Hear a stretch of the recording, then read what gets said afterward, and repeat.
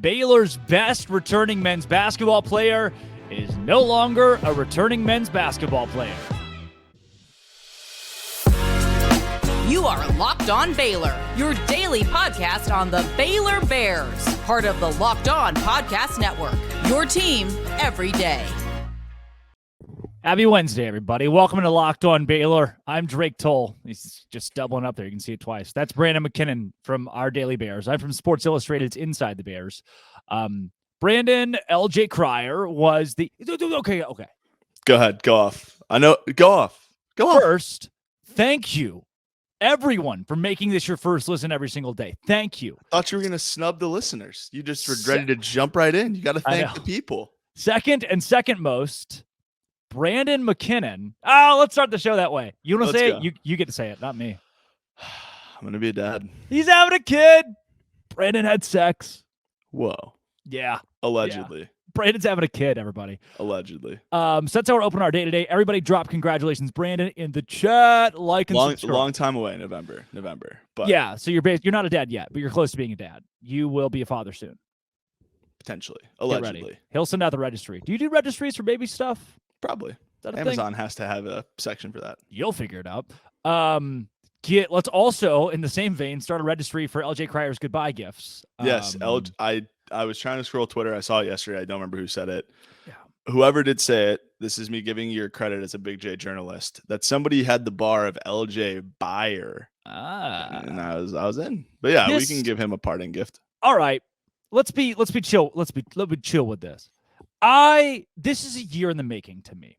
Oh, to everyone. I tweeted out, like, this is not a surprise. There are some people who are like, this floored me. And if it did, that's fine. I mean, I guess it was just kind of hush, but he never really seemed that happy in the last 2 years. I thought he was going to leave for Miami or somewhere else last offseason. This, and you and I talked about this off the air, this didn't come as any shock to you, I know. No, I mean, and I don't know if he was ever explicitly unhappy. He never, even on the national championship team, and I know he was a very limited role player, but even last year when he really stepped into the fold, he never was this boisterous, emotion-filled guy on the court. And his high school tape was like that too. Like if you watch his high school tape, he would just drop 40 on your head, not crack a smile, and leave.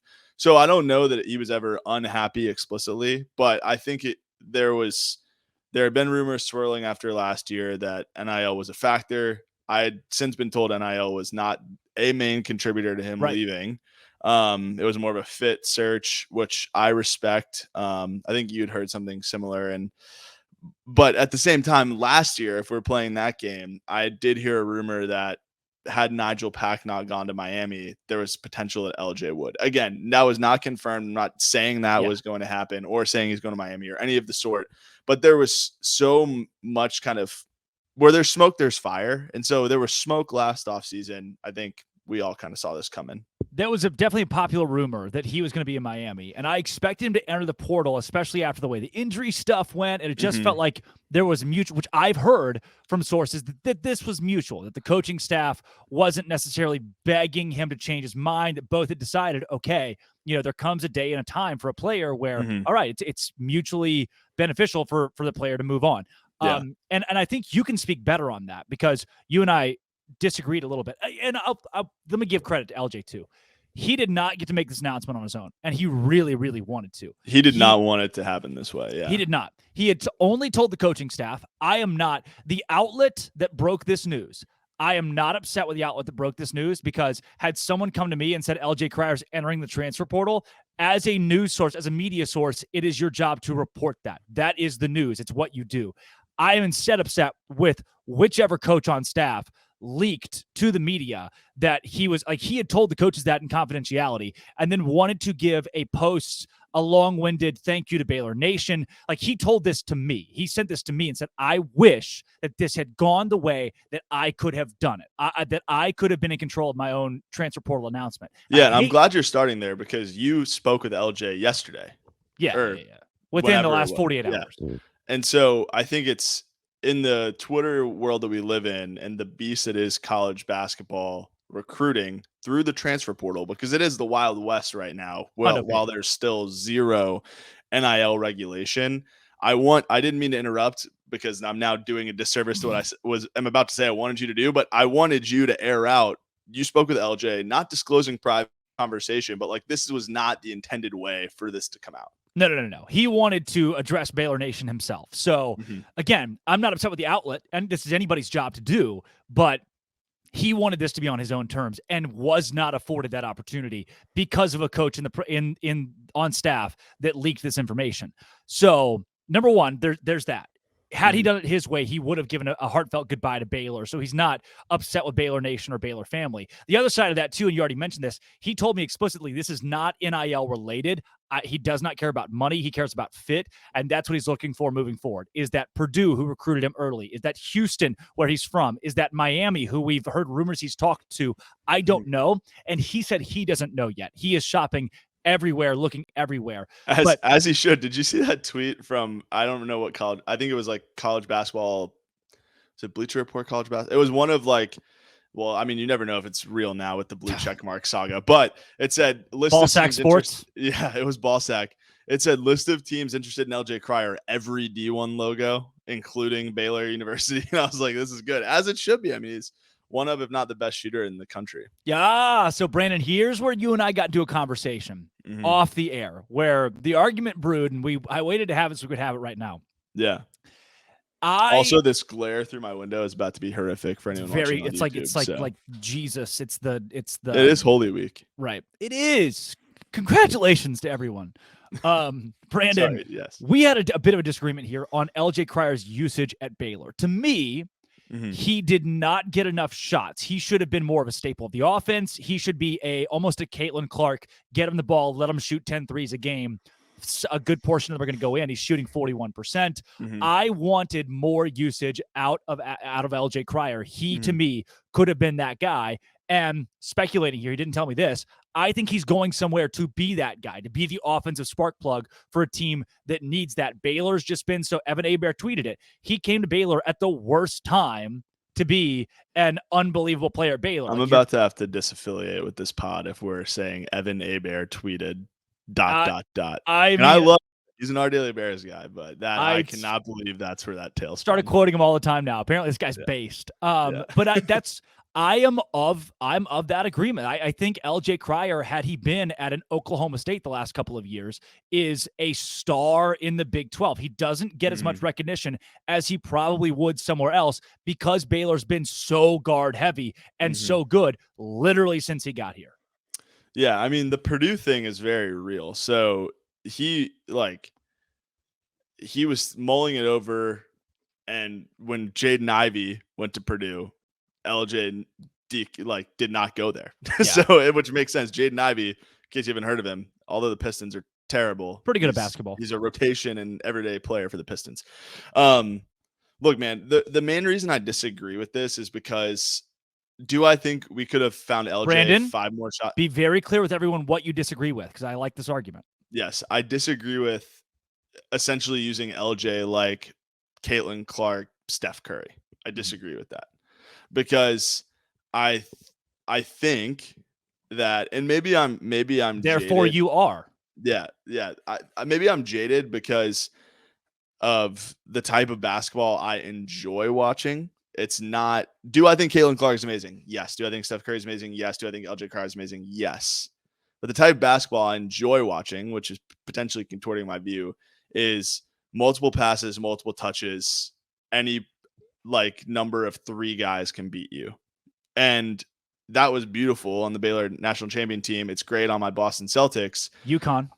On UConn. I was at the game on Monday. It was awesome. And I think Scott fell in love with that as well. And unfortunately, we didn't have the pieces. And it came out, we just didn't have the pieces. And so maybe you're right. But I disagree because I don't know that LJ, he was a great finisher around the rim when he was able to use the backboard and finish over bigger guys. He was a great mid-range shooter. He was a great 3-point shooter. True. So you would say, oh, he's a great 3-level scorer. I disagree because I do think his size is a limiting factor to where you can't have him be the sole catalyst of your offense taking 20 shots a game. LJ Cryer transferring is blank. Expected. Would you say neutral? Is this positive? Is this negative? Is this neutral? Where are you? Dude, so I was You haven't even said the defense word, by the way. Yeah, well, I mean, I am on record calling LJ Cryer a cone on defense. so and it's not an indictment on LJ. I think there it's not an indictment on LJ, my ass. As a person. I think that the scheme had issues because all the coaches did. If anyone went to the games, this is how the coaches call defensive plays. Yeah. That was their one defense, which was switch everything. They would just move their hands. I don't think that LJ was a switch everything guard. I think he's looking for a better fit, which is exactly what he told you. I think it's a positive. And I have a take that I've been squatting on and I've been ready to go on a tangent about. All right. And I know we're at the ad break time typically. So we are well past the ad break because today's is about FanDuel. You can no longer bet on March Madness. It's over. Done. Thanks you to UConn. I won like $574 because UConn won. It was huge. I had a future, I had a bunch of other stuff. There was a time where I love FanDuel, by the way. It's given me a lot of money. There was a time where I had a couple drinks, Dr. Pepper, obviously, dry campus. And after I have a couple of Dr. Peppers, I am prone to sports betting. Not a great habit, I know, but I won money thanks to FanDuel and UConn. I bet that UConn would win in the Final Four and that San Diego State would win in the Final Four and that UConn would beat San Diego State in the national championship. It was like plus 170 when I bet this a week ago before the Final Four. Thanks to FanDuel for giving that option. Right now, you can go there. You can do that stuff with the NBA and the XFL and everything. It's a no sweat first bet, $1,000. Throw $1,000 on somebody you love, on the NBA team that you love, on the Dallas Mavericks, who suck now. They're cheeks. You can build parlays. You can do spreads and money lines and totals and player points and rebounds and assists. And there's exclusive bets like 2 3-pointers scored in the first 3 minutes. FanDuel lets you combine your bets for a chance at bigger payouts. That's parlays. No sweat first bet up to $1,000. FanDuel.com/locked-on. FanDuel.com/locked-on to learn more. Make every moment more with FanDuel. It is the official sports betting partner of the NBA and of me. And of Locked On. And of Locked On. It is the official sports betting partner of Locked On. Yes. All right, Brandon. The floor is yours for your LJ Cryer tangent here. It's LJ Cryer tangent adjacent, just all the geometric words. I am of the opinion, because you said LJ Cryer transferring is blank. LJ Cryer cosine tangent adjacent. Yeah. LJ Cryer co-signed out of the portal with your team of choice. I said it was expected. And then you said, well, is it positive, negative, neutral? I am actually so firm of a believer that getting any player off of the roster that was a part of the national championship roster is a positive. I think that as a fan base, should we expect championships because we won one? Yes. We have great recruiting. We have good coaching. Mm-hmm. I think that it's time for a fresh leaf to be turned over. I think that the national championship hangover, 2 years, 2 full seasons removed, was real. And I think that it is time. And I'm not hoping that John leaves. Adam still hasn't said what he's doing. Maybe he comes back. Probably not. Likely going to the NBA. But I think that it will be good for Baylor Nation, good for Scott Drew and the coaches in the building, and good for you, Drake, to have nobody that was a part of the team that cut down the nets in Indy a part of the roster for a fresh perspective, a new season of Baylor basketball, not season on the schedule, but a new true, like, we are entering a new season, removed from being able to say, we won that for joy. Scott, I'm ready for all those guys to move on for the good of them and the good of the Baylor basketball program. Wow. So you're saying, like, Jordan Turner, who's already trained, he entered the portal. Okay. He also didn't do an announcement. So yeah, that was weird too. Like, he entered and it just said like Jordan Turner is transferring. Like, no one's doing a portal announcement, which is whatever. Yeah. Zach Loveday, Jordan Turner, Loveday Jonathan also hasn't transferred yet. But. LJ Cryer and Jonathan Chamo-Chachua. You're saying just give them like broken-legged horse on a racetrack treatment. Just take them out to the shed and just send them off somewhere else that doesn't exist at Baylor. The big basketball court in the sky. I'm not saying I don't want them on the team. I'm saying it sounds better like it's what you're saying, not on Brandon. Like, no, I spent 40 minutes. Like, I've spent extended time talking to John. Love John. Obviously a Baylor icon, Baylor hero. Everyone loves him. Would you say you love him as a friend, or is this? No, I mean, I don't think that he would call me a friend, so it would be foolish and embarrassing for me to then call him a friend. But I think like more than okay. Yeah. where is this going? No, I like if he's on the roster, I'm happy. But I think from a perspective and optics, a growth, a moving forward and moving on, I'm ready. I'm tired of leaning on, as the Bible says, living on old bread. I'm tired of it. I want to move on. I'm tired of the national championship hangover. And if that means fresh roster, by all means. Where I was going with the Jonathan Chamo thing and you loving him, one of my favorite posts of all time, James Draws. What happened? Yes. That kid, Twitter, TikTok, Instagram, everywhere. Somebody commented on one of his videos at James Draws, do you like Joe Burrow? And his response was, yes, as a friend. It's one of my favorite comments of all time. That's a from good James Draws. Yes, as a friend. As a friend, nothing. So I'm glad to know that you and you and Jonathan Chamo love each other. You can't get through a single basketball pod without mentioning Flo Thamba. Yeah, you know what? Do you disagree with that take? I mean, am I crazy to just want fresh? Right. I guess I haven't really given an opinion to either agree or disagree. Here's the deal. Jordan Turner. It's not player by player. I'm saying. Right. Well, but also if it was player by player, you can make this case because Jordan Turner just didn't exist. Zach Loveday didn't really exist. To any person who watched Baylor men's basketball play the actual real basketball thing. Good minutes in Global Jam.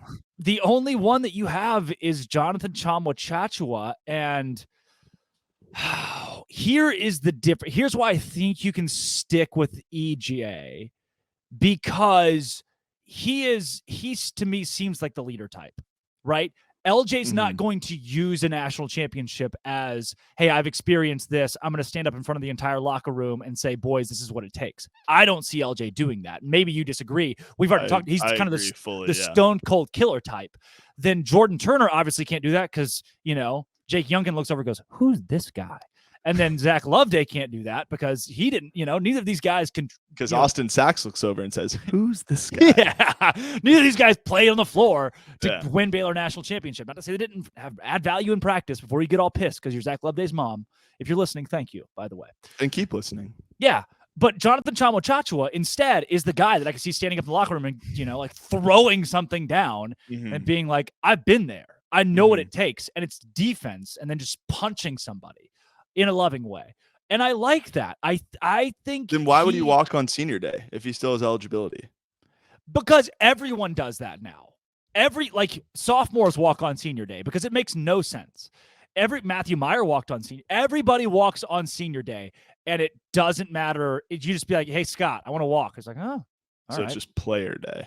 I'm Branden. I think Jordan Turner has 2 years of eligibility. It might be 3. And he walked on senior day. Dude, everybody can basically play 8 years of college basketball. It's not normal. The COVID year, I was in high school, and it really impacted me. It's going to be 2027. We're going to be like, where kid still got his COVID year. Yeah. It's 8th year. Timmy's back. Yeah. No, all right. He's actually gone. Drew Timme and who's Caleb Love to Baylor. One of my fraternity brothers is really high on that. Did you know? Hey, folks, listen to this. You're going to like this. You and I have probably a little bit more sway than like the general public because of media. When you have media in your bio, it helps you. But you tomorrow, all of you, could DM Caleb Love and be like, hey, come to Baylor. His DMs are open. He'll probably respond. Do you know any guys? Cam and I found this out in the weird way in the offseason for football. I DM'd Jalen Bridges last offseason, and I said, day one starter at Baylor. And after he committed it, when I interviewed him, I brought that up, and he was like, I read that, and I laughed. So they read their DMs. Oh, 100%. Couldn't respond. He was like, well, I didn't know if I was coming yet. So I was like, okay. You as a fan can just DM any player that you like, and if they respond back like, oh, I would love to go there, tell someone. You don't know that you have this power, but these are just normal college kids. They're just kids. Cam DM'd this random North Carolina defensive back in the offseason because he just had a hunch and was like, yo, would you come to Baylor? The guy was like, yeah, I'm super interested. Okay. Oh, look, you have this power at your fingertips. You didn't know you did. But they are literally college kids, and you have no relation to the program. I'm giving you free because of the Brave. Giving you permission to do this. And when your DM goes through, it says they can reject it and not read it. So this isn't just you pester. I'm not saying find their address. Just send them a DM, be like, yo, come to Baylor. If they respond, oh, I would love to, email it to Scott. Scott's Yeah. got a public email address that he checks. He emails Ernie Johnson all the time. Or if you're worried about getting a hold of a coach, but Scott Drew's on Cameo. Send him a Cameo request and be like, Scott, this guy wants to come to Baylor. It's worth the $50 to get Scott Make Drew. a list of like the 10 players that said they're interested, and then pay the $30 to send Scott that list. Of Are we building a recruiting strategy? Is this what's happening? Wait, so where were you going with this? Did one of your fraternity brothers DM Caleb Love and he said he wants to come? Because that's how. Oh, that'd be awesome. But what I'm saying is, you too can have a role in this, because sometimes I feel like Baylor just doesn't. I know they do. I know they're reaching out to the guys that they want, but John Rothstein, who blocked you, posts all these players that transferred and they're interested schools. Yes, Baylor's never on there. But, okay, so I was going to bring this up because Jeff Goodman, not to be confused with Joe Goodman, Baylor, Art of the Bears guy, Jeff Goodman. For maybe he's the one that tweets it instead of John Rothstein. Yeah, so he definitely does, and he's like, recruit from whatever, like random JUCO in South Dakota. 50 schools, never Baylor. It's not even like the top guys. It's any guy. I don't understand. I just don't understand. No, it's never. Which also, but I assume that Baylor is reaching out. Baylor is obviously doing this. Like, are they passing the eye test? Yes, no. Like, there's no shot that we're not. Correct me if I'm wrong. Is James Akinjo the only major transfer Baylor's ever gotten? I mean, do you consider like Jalen Bridges a major transfer? Oh yeah. That's that one's up there for sure. Because I feel like the major transfer thing, because like everybody that goes into the portal, it's typically it's because it's not a good fit, didn't get minutes, whatever. LJ is an exception. Guys like Hunter Dickinson are an exception. Like, especially now where you can just play right away. Like, it could just be a change of scenery thing. But historically, it's like, oh, this guy went to like Salas for Gonzaga. Like, he was a 5-star recruit, played 5 or 6 minutes a game. He's transferring. So that's how like the major transfers are dubbed, I guess, historically. So yeah, I would say Kinjo Bridges was a 4-star guy. Caleb Lohner was a 4-star guy out of high school. I guess you can make the argument like Davion and Jared. Right. What I'm saying is like guys that have built some kind of brand in college basketball and are now transferring your team. So Jalen Bridges would apply. Makai Mason. Yeah. Okay. Yes. Makai's up there. I know too. This is a sad game for me because I'm like stoked about all these guys, and only like the national championship team brought me happiness. Yeah. That's an exaggeration. Did the national championship ruin Baylor athletics? Yeah. Now I have my expectations way too high. Yeah. Speaking of all Baylor athletics, I told the guy I went to this year's national championship with, we were talking football just because, and I told him I thought we were going to win 4 games next year, and he was really upset. Really upset. That's why you cover basketball, idiot. Yeah. 4 is way too high. You know me. I'm more pessimistic than that. Do you think China Spring could beat Baylor football? Yes. Wow. Firmly by like 21. Wow. It's an obvious joke. Stop typing. I know you're about to tweet it. Stop typing. It's a joke. It's sarcasm. Ever heard of it? Somebody out there would freak out. Like could the Anchorage Bucks beat Baylor baseball? Like me, when the women's basketball team's down 22-3, it's 3 hours after the game, and I tweet, "No way they're coming back from this." And all the comments, "You're an idiot. Yeah. You were so wrong." It's like I can't live timestamps. I can't live like this anymore. You only have 5 weeks left at Baylor, Drake. I know. Just pursue for I haven't 5 told. weeks. I don't know if I've told the people. You announced something today. I'm staying in Waco. Whoa! I know. I'm living in Waco next year. What? Any role specifically? Oh, said? Something's brewing. Waco Tours director. Something big is brewing. Wait, is that? Please tell me that's not why you're staying. It's in not Waco Tours. Okay, no, there's something else that's happening. So I may be here for a couple years. To distract from that, can you bring me back an Anchorage Bucks hat after the summer? For sure. Yeah, I got a lot of people that put in orders for Bucks hats. I will also say that China Spring Cougars, per Dave Campbell's Texas High School Football, #1 high school broadcast network in the state. Thank you very much. Clap it up. Thank you very much. #1, numero uno. Guess who's #2? Mm-hmm. Who? Don't know. Don't care. We're #1. That's all that matters, man. That's all that I needed. All right, I'm Drake Toll. It's Brandon McKinnon. Thank you for making Locked On Baylor your first listen every single day. Go check his stuff out at ourdailybears.com, odb.com. Trying to decide what to put out there next. I'm pretty Welcome much to the only off-season. active from November to now, but welcome to the off season. I'm trying to see if I can nail down Jacoby or Miro for an interview. Come back tomorrow. That'd be sweet. I think tomorrow we're going to have a pretty good show, actually. I'm actually excited. I have something kind of planned that's Kim Mulkey related because people love Kim Mulkey, apparently, or hate her. Controversy. And so come back tomorrow and see what happens. I'm Drake Toll. It's Brandon McKinnon. Thanks for making Locked On Baylor your first listen every single day. This has been, always will be. Come back tomorrow because Kim Mulkey's going to join the show. No, she's not, ever. Locked She might. On Baylor.